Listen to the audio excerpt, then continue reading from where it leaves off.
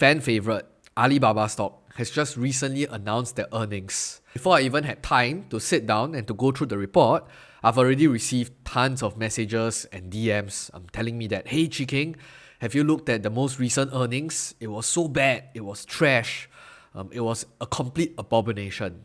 But interestingly enough, when I look at the price action of the stock itself, regardless of how bad the street or how bad everyone thinks the earnings was, the stock actually closed flat or even closed green. The market went haywire. So right at the outset, when they released the numbers, pre-market, Alibaba was down roughly 2 to 3%. During the trading hours, you can see that there was three green god candles, which basically brought Alibaba back up, and then they subsequently traded downwards to parity. But I think in the Hong Kong market, when Alibaba was trading in the Asia hours, investors were a lot more excited compared to their US counterparts. So what exactly happened? I think when you look at it on a numerical front, at face value, Alibaba definitely didn't deliver any sort of banger results. Not even passable results. Like everybody were expecting at least 6, 8, 10%.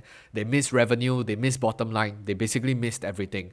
And of course, because of such headlines, the stock basically traded downwards. However, during the conference call itself, when analysts were posing questions to the management team, it provided a lot more color, and it gave people or investors a lot more confidence and some sort of an appreciation of where Alibaba might land in the next 2 to 4 quarters, which is essentially my job and the objective of this video, to basically kind of understand, analyze, and also break down things that I think are important for fellow investors or even prospective shareholders. So without further ado, I think there's a lot that we want to cover. But before we go into Alibaba specifically, I think I have a good time friend. He actually sent me this chart telling me that, hey, there might potentially be an inverse head and shoulder pattern on the Hang Seng Index. And that's of course if we are able to hold this price action structure and whether they're able to break across some of this resistance. And I included this particular slide because I said that I honestly don't really care whether it's heads and shoulders or knees and toes, whatever kind of price action there is in many of these Hong Kong names, evidently it doesn't hold, because for Hong Kong stocks specifically, the only way they can go is to go down. I think there's a lot of times there are many people in the community calling for bottoms, calling for wedges, calling for many of these so-called price actions or technical patterns, but time and time again, we are disappointed. So I'm pretty much immune to it. But if you've gotten the joke, heads and shoulders and knees and toes, I'm not too sure if you've gotten it, but anyway, anyhow, I thought it was quite funny, so I wanted to share it out here. But yeah, let's go into the earnings proper. Now, as Alibaba is recovering, I'm also recovering my newsletter. So for those of you who are interested in getting more timely updates on my portfolio, my market research, and even interesting resources that I came across over the 2 weeks or so, do join my fortnightly newsletter. Link will be in the description. While you're at it, please don't forget to smash that cute little like button for the amount of work and time that is used to create videos like this. So yeah, back to the video. So if you're to look into Alibaba's earnings presentation, this was the first slide right after the highlights slide, which basically outlines what are their major milestones. The first slide after the highlights tend to be where the management team's focus and efforts are in. And evidently, I would believe that Alibaba's management would like to direct our efforts and direct our focus on, I guess, their commitment to share buybacks and to return cash to shareholder to generate some sort of shareholder return. Despite or regardless of how the stock market is performing, because we know that they can't necessarily control the share price, all they can do is probably via efforts of dividends, special dividends, which we have just received, and also this sort of share repurchase program. They have been ramping up their repurchase amounts, and you can see that I think in terms of share outstanding, they have been shaving off a lot of shares consistently and religiously. This is just a high-level overview in terms of how they've grown some of their most important core verticals. The largest vertical, which is Taobao and Tmall Group, which is TTG for short, it's actually down 1% year on year.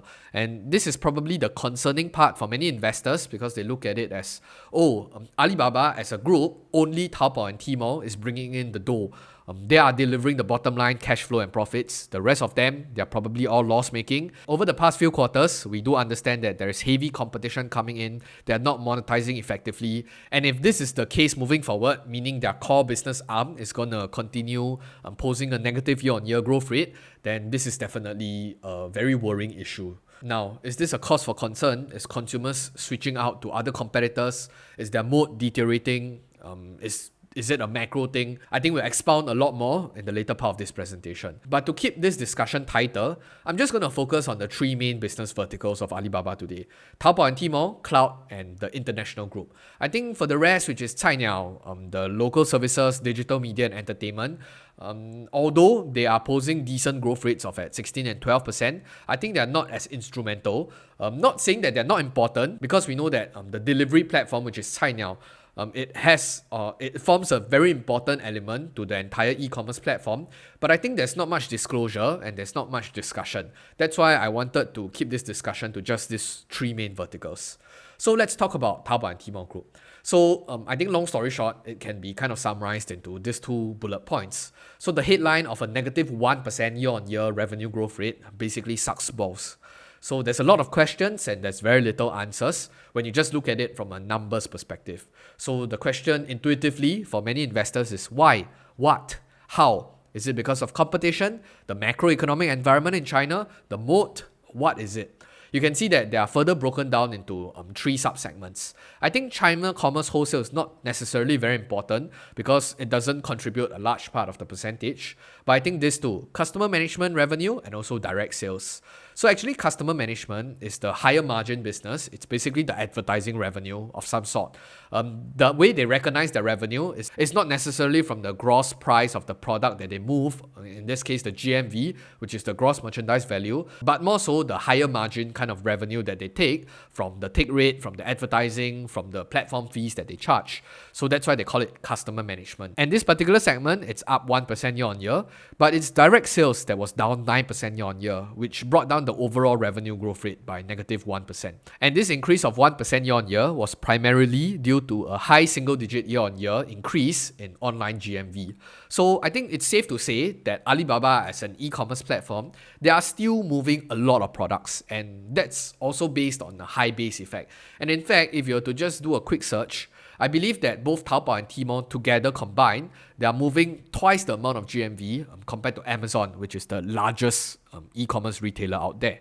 So considering this large base effect, they're still growing their GMV by high single digits. So it's not necessarily a problem of them not being able to transact more volume or to get people to buy more, but they kind of did say that it's offset by a decline in take rate, meaning they are taking as a percentage of this GMV by lower or lesser extent.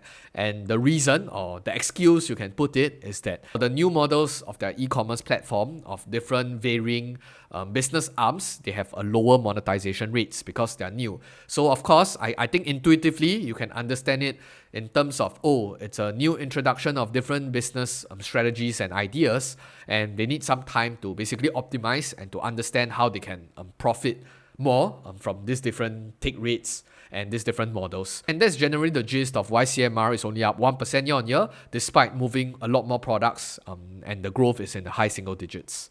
So on the flip side, which is direct sales is actually down 9% year on year. And this decline was mostly due to the decline in sales of consumer electronics and appliances due to a planned reduction of certain direct sales business. So this was a voluntary closure from a business point of view. So we will discuss more about why they're doing it later on. So when you look at the management's call, when they talk about the Taobao and Tmall group, it still is the crown jewel of the entire Alibaba group. They're delivering everything for the company in terms of revenue contribution, in terms of profits contribution, in terms of free cash flow contribution. So we can't run away from it. So this was from the CEO's opening remark. They said that they saw steady growth in GMV and order volume driven by notable increase in purchasing frequency. So internal and external data about the e-commerce market share actually shared positive trends in market share stabilization. There's a very big concern around Alibaba's e-commerce share. I think there's this Goldman Sachs analysis that I did share in one of my previous videos showing Taobao and Tmall's market share just nosediving.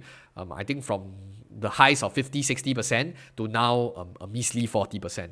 And everybody is laughing at, Alibaba is only at 40%. But you kind of have to understand the entire context in totality, where China's e-commerce market is still growing at an alarming rate at a very big base already. And also, a lot of all these other players, for example, Pinduoduo and JD.com, they're not necessarily increasing in terms of their market share as well. And these three incumbents are basically losing many of their competitiveness to TikTok, which is Douyin. And in this case, I think this transition over will have some sort of stabilization. And evidently, I think from the management's telegraphing, they are saying that we are kind of stabilizing and they don't foresee this sort of huge loss in market share from here on. And I think another point to note is that 88 VIP members, which is some sort of Amazon Prime equivalent, they've reached 42 million people, and it's just 35 million last quarter. And I guess they are really following to the T of a playbook that we are probably very familiar with. So they also said that they unveiled a new marketing tool called 全站推. I think this was released earlier in March, and this particular tool is in hopes of trying to increase and advance their monetization framework to basically get more revenue and to squeeze more profits from their current merchants and their current platforms. So from the CFO perspective, the Taobao Tmall group actually achieved high single-digit GMV growth and double-digit order volume. I guess this is kind of telling you where the Chinese consumer sentiments and spending is at. They are basically increasing their volume in terms of buying, but they are not increasing their ticket size. So the growth in order volume is offset by the decrease in ticket size. I think overall GMV still grew, meaning the amount of products, the volume is still growing, but at a much slower pace. So when we look at the exchange between the Wall Street analysts with management, they did ask about the timeline needed for the customer management revenue to align with GMV growth. Management did telegraph due to the rollout of the new marketing tool, which is the 全站推 in April, it probably takes something like 6 to 12 months of work to bring the different things together to basically optimize. And there's also a question about Alibaba's return rate. I think the CFO did provide some color, saying that their return rate is slightly lower than the industrial average, and it is a very important part of the customer experience overall. And these data points basically just point you towards the bigger monster in the middle, which is whether Alibaba has a moat, if customers are enjoying the platform. I think you can just triangulate these data points yourself.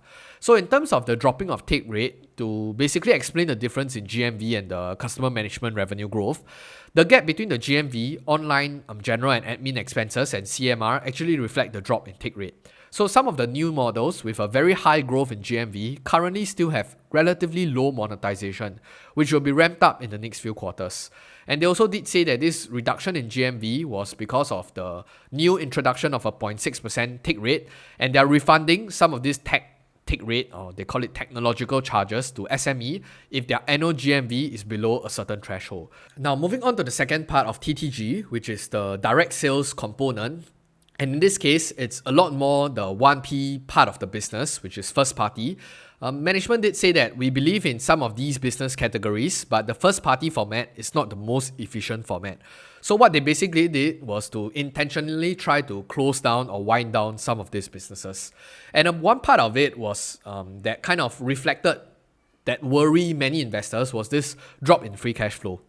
I know I'm jumping the gun here because I'm still at the top line, but I think on the bottom line, one part where free cash flow basically got cut into half, in the call, they basically gave two main reasons. Firstly, was because that they ramp up capex. It basically almost doubled, and because of the cloud infrastructure and AI investments, which we'll talk more about later on. But the second part is really this idea of changing in working capital structure. So they are basically scaling down their 1P business, i.e. their direct sales, and that's why you can see a negative 9% year on year. And this is voluntary, and this is kind of intentional. So direct sales was also hit on two fronts. Number one, which is the decline in sales from electronics, which is the larger ticket purchase items. And number two, which is the planned reduction, which we are talking about here. So what happened previously was that they managed to turn over quicker than the credit terms of their suppliers. So that kind of inevitably generated positive free cash flow. And now they are winding down some parts. So the reverse is working in effect. And this is basically my interpretation. Right now, we don't really have any visibility flexibility on what they mean by not the most efficient.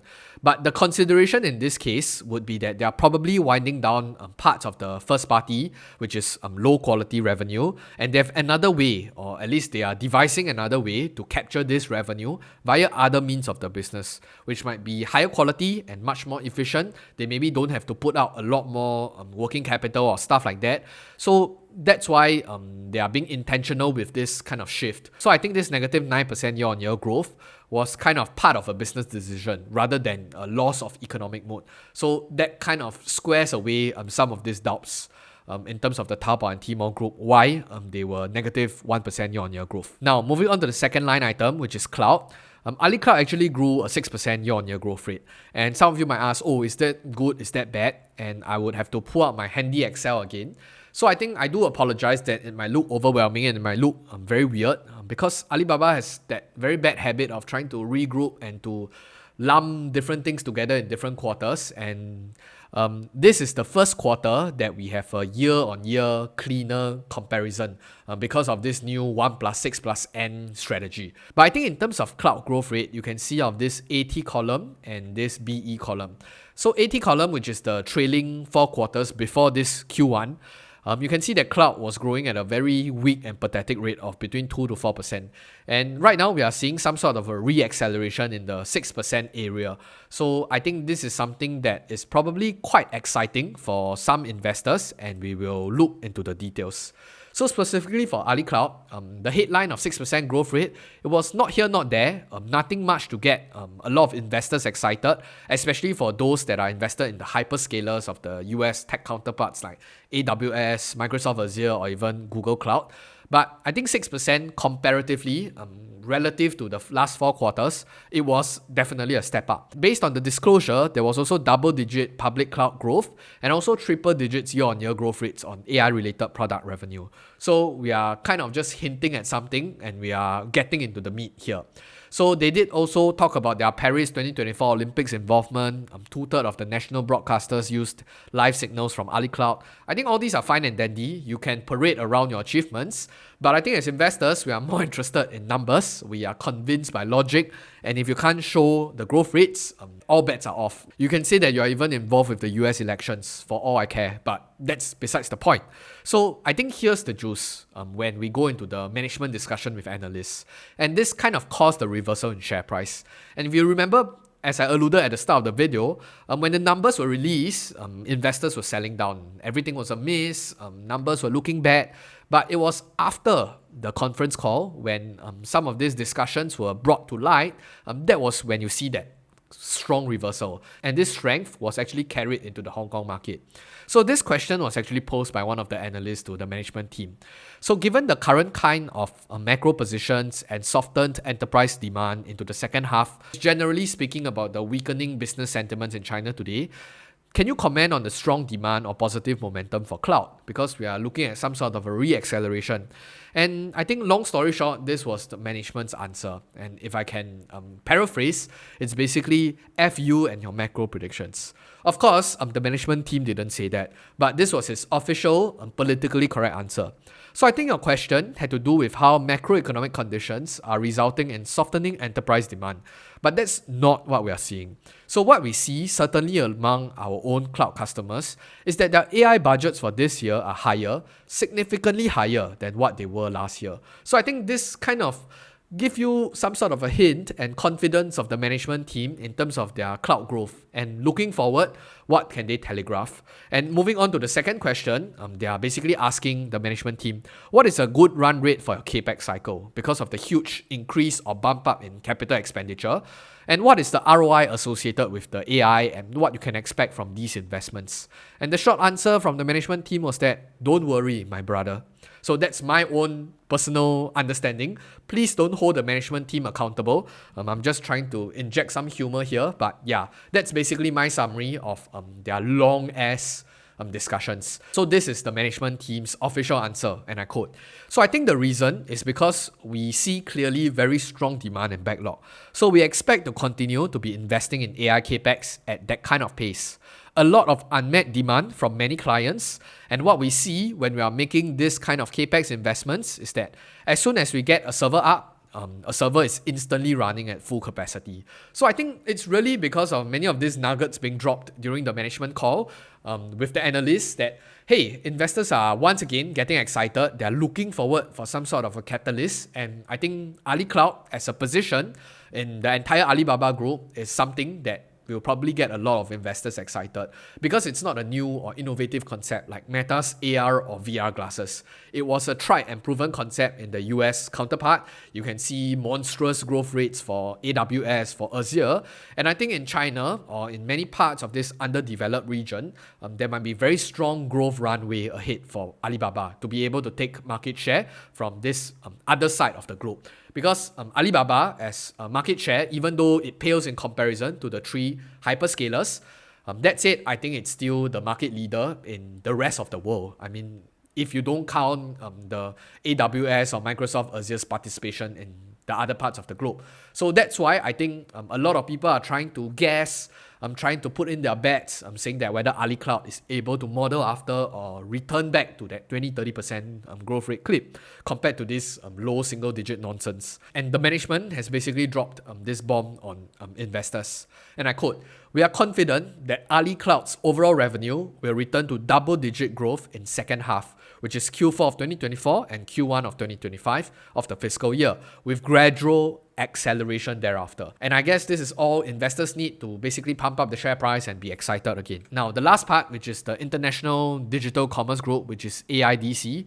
So they grew year on year on 32% growth rate. Is this fast or slow? I think if you have to zero in to international commerce, just focusing on these two columns, you can see that it's still respectable growth. I'm not saying that 30% is not good growth, but I think compared relative to last year, they are growing at a much slower clip. I mean, they are growing at a decelerated clip. So they were growing at around 41, 53, 44%. And this time around, this quarter, they only grew at 32%. So let's take a look at what they're basically talking about. So this is the breakdown in terms of the commerce retail for international arm. They grew 38%, and wholesale international, they grew at 12% year on year. So in terms of their highlights, they say that the strong performance was actually driven by growth of cross-border businesses. In particular, the choice business arm on AliExpress. So during this quarter, AliExpress and Trendyol stepped up investments in initiative to increase mindshare in select markets in Europe and Gulf region. If I can paraphrase, it's basically just marketing and trying to get their name out there. But I think this choice business in AliExpress, this is basically kind of the crown jewel or the driving force of some of this growth. And I think just by my own rudimentary and anecdotal experience, I've been asking some friends that are on Choice and they have been enjoying their experience on the platform itself and they are repeated customers. So I think Choice as a platform, there is a lot of potential there. So they did also disclose in the management call that the unit economics of the Choice business actually improved nearly 20% quarter on quarter. So AliExpress is perhaps a low efficiency kind of platform that too often offered customers a relatively poor user experience, and they are currently working hard on improving that. And I can give you my own, hot take on this, is that I think like myself and even friends around me, for people that use AliExpress, especially for international consumers, a lot of times it's true that we buy things for dirt cheap prices when compared to local numbers. But I think it's really a hit or miss. Sometimes you get clothing, you get electronics from China straight on AliExpress, and then you just pray very hard that they come in correct sizes, they don't come in scattered materials or subpar materials, or even electronics when they deliver over, it's not spoiled because of crazy delivery people in the middle of the chain. So I think that was the general taste of, layman consumers. Not from an investment perspective, but just layman. But I think over the course of how AliExpress has played out, they realized that, hey, offering a good customer experience is also extremely important, and that's why they are working to tweaking on it. And I look forward to how AliExpress is able to change this perception and to offer really great value, yet at the same time really great experience, so that normal layman consumers will stay on your platform and pledge loyalty. Now on the third part, which is Lazada, so they just turned EBITDA positive for the first time for a single month in July, and they're currently trying ways to enhance efficiency and also to increase profitability. And if I can speculate, I think Lazada still works out a very small percentage, and they're not necessarily growing in line or even competitively in the Southeast Asia region, because I do kind of keep track of C Limited, which is Shopee, the direct competitor of Lazada. And I think they're not necessarily taking a lot of market share. And in fact, Shopee is constantly taking market share from Lazada. A large part of this growth is probably from the Trendyol and AliExpress part of the business, not so much Lazada. So I think it's still that disappointing child in most Asian family. So moving on to the bottom line, this is an overview, and you can see that income from operations is down 15% year on year, and this is probably something that people are wary about because we always say that the base case is our conservative estimate of how much Alibaba is able to print from their core business. But I think evidently from this quarter, we can see some sort of a slowing down. Customer management revenue is not growing in line of GMV. What exactly is going on? Are they not able to monetize effectively? I think all these are questions that are being churned in investors' mind share now. And because of the hit from operating income, I think this is roughly down by 20%. And on top of that, you have cash from operations coming down. Yet at the same time, your capex actually doubled by 100% from 6 to 12 billion renminbi. That's why our free cash flow was down more than 50%. And that's one of the major headlines of why investors are selling in the first place. But when you pivot over to look at the general strength, the balance sheet, it's still a financial fortress. They have a cash balance of 85 billion. And even if you net out all the debt, the net cash position is at 55 billion. So it's everything is manageable. I mean, this debt is manageable. Considering Alibaba's standing and credibility in terms of financial credibility, they are probably able to roll their debt. They can continue raising convertible bond. Whatever it is, they can do a lot of financial shenanigans. So to basically summarize this earnings, I think some of these positives that we are looking at is that we are kind of still growing at a 4% clip on the group level, with the core business GMV and even order rate at high single digits and low double digit percentages. So meaning the core business, which is the e-commerce platform, they're still moving volumes of products. It's just that in terms of the profitability, it's not very well reflected, which is in the negatives later on we'll talk about. So in terms of the disclosures, they are talking about holding their current market share against competition, which is one very big factor a lot of investors are worried about, specifically from Douyin and Pinduoduo and stuff like that. So cloud is also showing signs of revival on management's confidence, and it's a hopeful catalyst for many investors. And we are probably much more open to Baba ramping up their investments in terms of capex because they are saying that, hey, I can't keep up with demand. So their commitment to shareholder value, their share buybacks and dividends, it's still as strong as ever. Just last quarter alone, they bought back 2.3% of their shares outstanding. And the other parts of the business, like their international arm, the Cainiao, they're still chugging along with respectable growth rates in their own regards. But they're still not contributing much to the bottom line. So I think that's still kind of up in the air, and we don't know whether they can truly turn profitable. And after they can scale, how big can they scale and how big of a profits can they generate? Now, moving on to the negatives, I think, like I said, the first part, which is the core business profits and cash flow, they're not translated to CMR, which is something that a lot of investors are tracking, which is the high quality part of the revenue. And they encountered several issues that was discussed previously. So we need to know whether they can recover from here. The overall growth rate was also nothing to shout at as well. 4%, yes. I think it depends on whether you are a glass half full or glass half empty kind of person. From a pessimistic bear side of the argument, they're saying that this is a value trap. Alibaba is not able to grow. So growing at 4%, it's still decent. But if you are a bull and you are saying that, 4%, but everybody's expecting, or at least Wall Street has expected 6% growth rate, and you came in missing quite a bit. I guess it's just two sides of the same coin. So income and cash flow is also showing signs of cracks, and they cited multiple reasons. So it's an area of concern that we need to monitor if they continue to deteriorate. So Baba is ultimately still a Taobao and Tmall group business. So with the rest being carried by just one segment, and people are slowly getting impatient with their long-term bets that are getting nowhere. In a way, they say that they're investing heavily in some of these businesses verticals, but it's not necessarily yielding positive results at the end of the day. So assuming that Baba trades at $80 per share, that means that they are around $190 billion in market cap. In the previous few slides, they have $84 billion in cash on their balance sheet. And we just net out the cash, that's around $106 billion in market cap.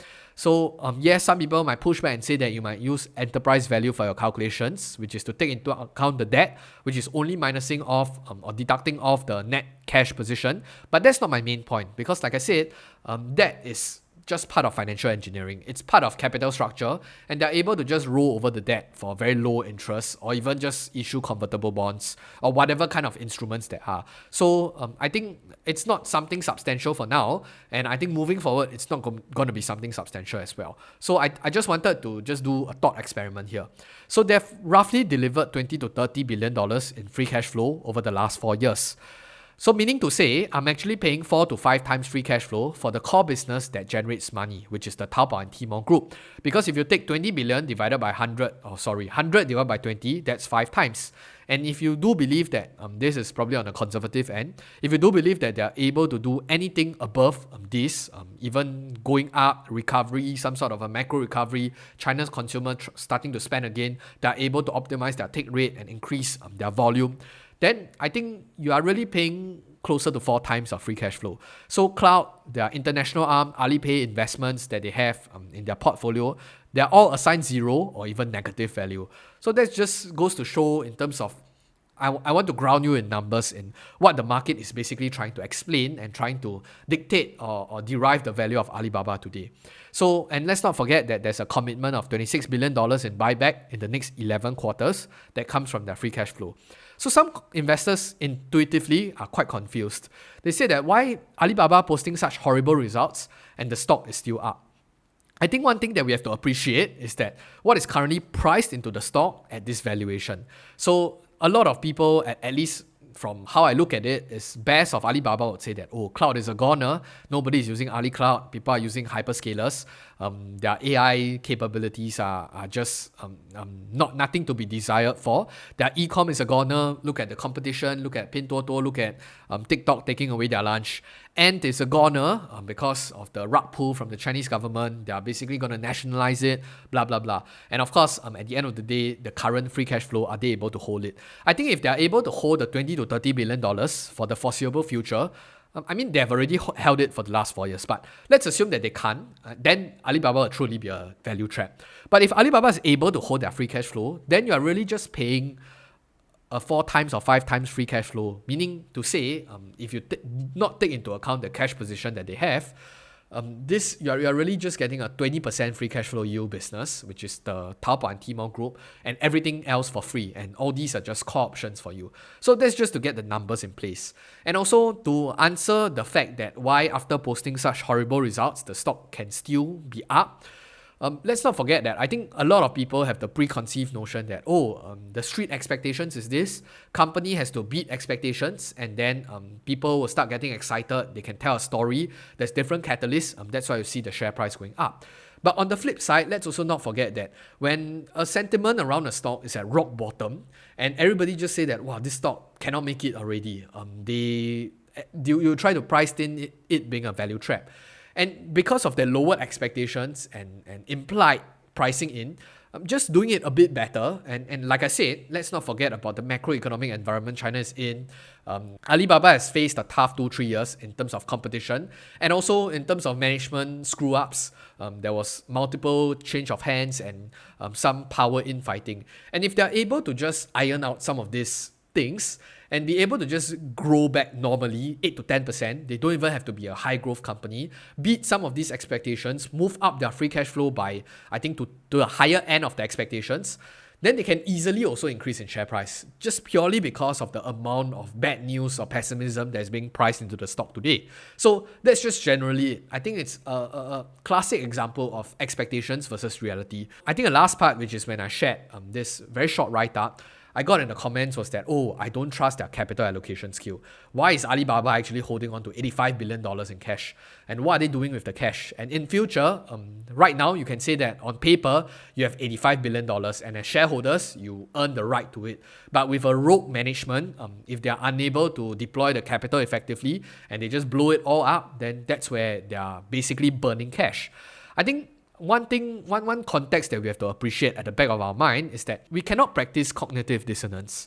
On one hand, we cannot say that China is really in a bear market. They are experiencing some sort of a very hard and trying times because of the property bubble unraveling. And yeah, at the same time, we want all these companies to be performing at their best. They can grow 20-30% growth rate. Consumers are excited to spend, etc., etc. So considering both cases, I do believe that the whole property unraveling and the whole bubble and how consumer sentiments are at rock bottom, this is true.